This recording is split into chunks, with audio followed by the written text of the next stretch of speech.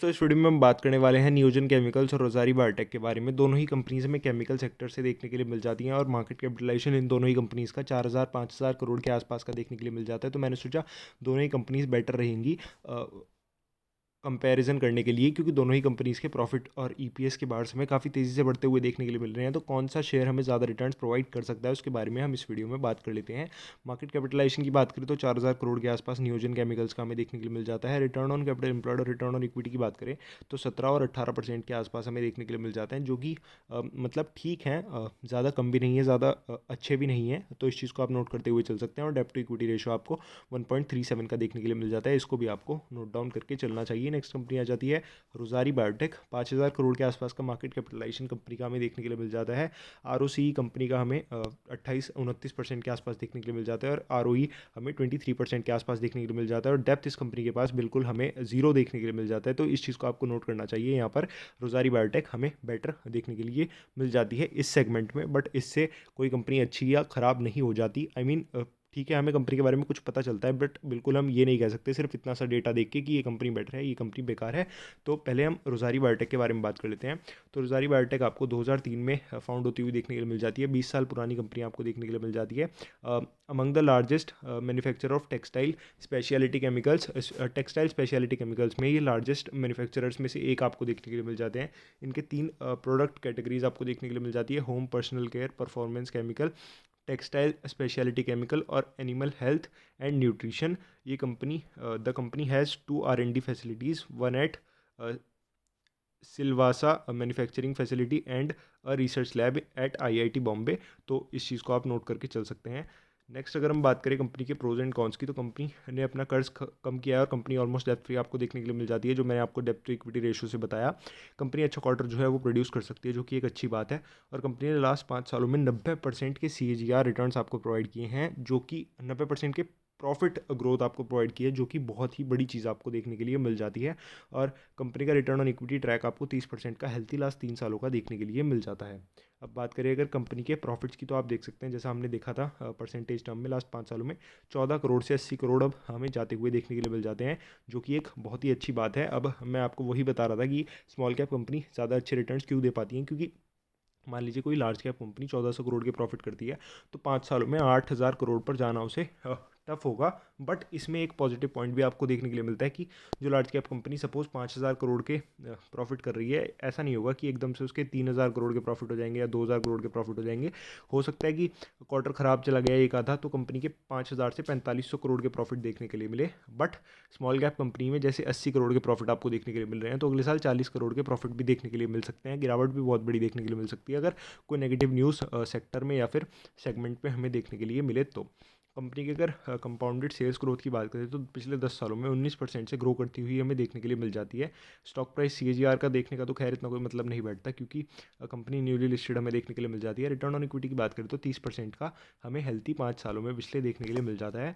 Promoter holding की अगर बात करें तो कॉन्स्टेंट हमें देखने के लिए मिल जाती है, बट 4% का स्टेक इन्होंने जून में सेल आउट किया था, इस चीज़ को आपको नोट करना चाहिए। बट अगर हम बात करें FII की होल्डिंग की, तो FII की होल्डिंग हमें क्वार्टर ऑन क्वार्टर इंक्रीज होती हुई देखने के लिए मिल जाती है और DII की भी ऑलमोस्ट कांस्टेंट हमें देखने के लिए मिल जाती है। तो इस चीज़ को भी आप नोट करके चल सकते हैं। तो अब बात कर लेते हैं नियोजन केमिकल्स की। तो अगर कंपनी के अच्छाई के बारे में बताना मेरा काम है, तो शायद बुराइयां भी मुझे आपको आपके सामने रखनी चाहिए, बुराइयां या फिर नेगेटिव पॉइंट आप कह लीजिए। तो आप देख सकते हैं नियोजन केमिकल्स का 100 के आसपास का PE आपको देखने के लिए मिल जाता है, यानी प्राइस टू अर्निंग। देख सकते हैं आप 10 रुपये के आसपास का PE स्टॉक का आपको होता हुआ देखने के लिए मिल जाता था, और 100 यानी 10 गुना PE आपको होता हुआ देखने के लिए मिल जाता है। तो स्टॉक जो 6 गुना होता हुआ देखने के लिए मिल रहा है 2019 से अब तक, वो आपको PE री रेटिंग की वजह से देखने के लिए मिल जाता है। तो अगर EPS की वजह से ग्रोथ होती तो हमें ज़्यादा बेटर देखने के लिए मिलती, बट वैल्यूएशन स्टॉक की हमें काफ़ी ज़्यादा प्रीमियम देखने के लिए मिल जाती है। ये मैं आपको चार्ट पर समझाता हुआ लेकर चलूँगा, तब आपको समझाऊंगा। दो चीज़ें फिलहाल आपको नोटिस करनी चाहिए कि स्टॉक का जो PE था, PE के नंबर से राइट साइड में आपको देखने के लिए मिल जाते हैं, 10 का था और फिलहाल 100 के आसपास आपको देखने के लिए मिल जाता है। तो PE जो है 10 टाइम्स आपको लास्ट 2 सालों में होता हुआ देखने के लिए मिल जाता है। तो अब मैं ये चीज़ आपको जब टेक्निकल चार्ट और प्रॉफिट के बाहर आएंगे तब मैं समझाऊंगा, तो इस चीज़ को आप नोट कीजिएगा। आप देख सकते हैं कंपनी के प्रोज एंड कॉन्स को। तो कंपनी आपको अच्छा क्वार्टर जो है प्रोवाइड कर सकती है और कंपनी की प्रॉफिट ग्रोथ हमें लास्ट 5 सालों की काफ़ी अच्छी देखने के लिए मिल जाती है। बट इस चीज़ को आप नोट कीजिएगा कि लास्ट 5 सालों की 43.43 CAGR की है, बट मेजर ग्रोथ इसमें आपको कब देखने के लिए मिलती है, वो प्रॉफिटेबिलिटी वाले फैक्टर पे मैं आपको दिखाने की कोशिश करूँगा। कॉन्स की अगर बात करें तो स्टॉक अपने बुक वैल्यू से 20 टाइम्स आपको ट्रेड होता हुआ देखने के लिए मिल जाता है। प्रोमोटर की होल्डिंग डिक्रीज होती हुई आपको देखने के लिए मिल जाती है, इसे हम प्रोमोटर होल्डिंग पर डिस्कस करेंगे। और कंपनी माइट भी कैपिटलाइजिंग द इंटरेस्ट कॉस्ट, इस चीज़ को आप चाहें तो इग्नोर कर सकते हैं।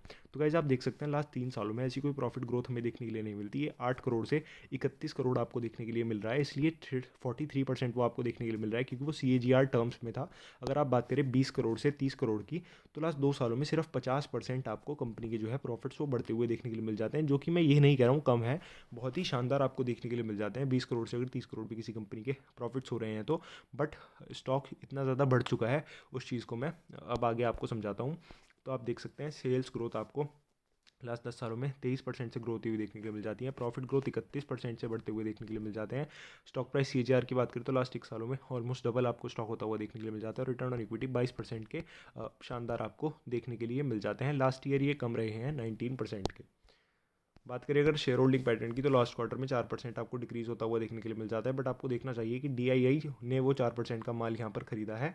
FII कांस्टेंट बनी हुई आपको देखने के लिए मिल जाती है। DII ने 4% का स्टेक जो है आपको स्टॉक में बढ़ाते हुए देखने के लिए मिली है। तो आपको देखना चाहिए 2019 से 2021 तक 50% स्टॉक के आपको प्रॉफिट बढ़ते हुए देखने के लिए मिल जाते हैं, और PE मल्टीपल 10 गुना हो जाता है। तो ये 50% मल्टीप्लाइड बाय 10 आपको 500% के रिटर्न्स इस तरीके से देखने के लिए मिल रहे हैं, क्योंकि जैसे मैंने आपको पहले भी बताया था, बट नए व्यूवर्स के लिए मैं समझा देता हूँ कि प्राइस होता है EPS यानी ऑलमोस्ट अर्निंग आप समझ लीजिए, और मल्टीप्लाइड बाय PE यानी प्राइस टू अर्निंग। तो स्टॉक अगर 10 के PE पर ही काम करता तो स्टॉक सिर्फ 50% के रिटर्न्स आपको प्रोवाइड करता, क्योंकि कंपनी की जो EPS हैं यानी प्रॉफिट्स हैं वो 50% से ही बढ़ते हुए देखने के लिए मिलते हैं। बट स्टॉक का जो PE है वो 10 से 100 जाता हुआ देखने के लिए मिल जाता है, इसलिए आपको 500% के रिटर्न्स यहाँ पर देखने के लिए मिल रहे हैं।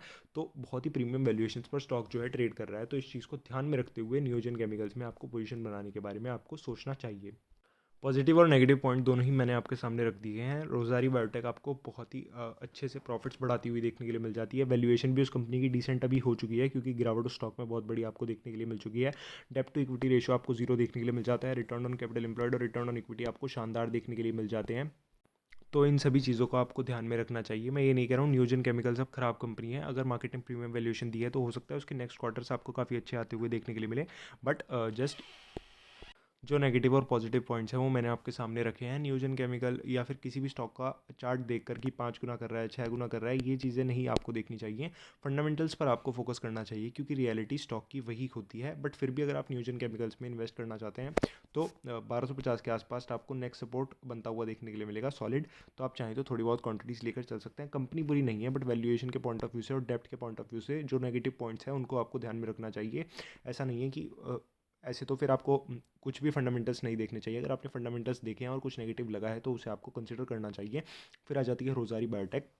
रोज़ारी बायोटेक बिल्कुल आपको गिरती हुई देखने के लिए मिल रही है बहुत ज़्यादा, बट इसका मतलब ये नहीं है स्टॉक खराब हो जाता है। अगेन फंडामेंटल्स के पॉइंट ऑफ व्यू से स्टॉक का PE बहुत ज़्यादा आपको होता हुआ देखने के लिए मिल रहा था, जिस वजह से स्टॉक का PE आपको अब गिरता हुआ देखने के लिए मिल रहा है, और स्टॉक भी आपको गिरता हुआ देखने के लिए मिल रहा है। बट कंपनी साल दर साल आपको प्रॉफिट करती हुई देखने के लिए मिल रही है। आई थिंक रोज़ारी बायोटेक के क्वार्टर हमें खराब जाता हुआ देखने के लिए मिला था, जिस वजह से स्टॉक को DE रेट यहाँ पर PE करता हुआ देखने के लिए मिल जाता है।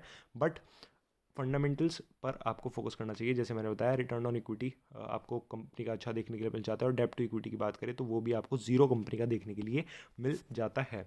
तो सभी फैक्टर्स मैंने आपके सामने रख दिए। दोनों कंपनीज का मार्केट कैपिटलाइजेशन भी मैंने आपको समझा दिया, 4 और 5 हज़ार करोड़ के आसपास देखने के लिए मिल जाता है।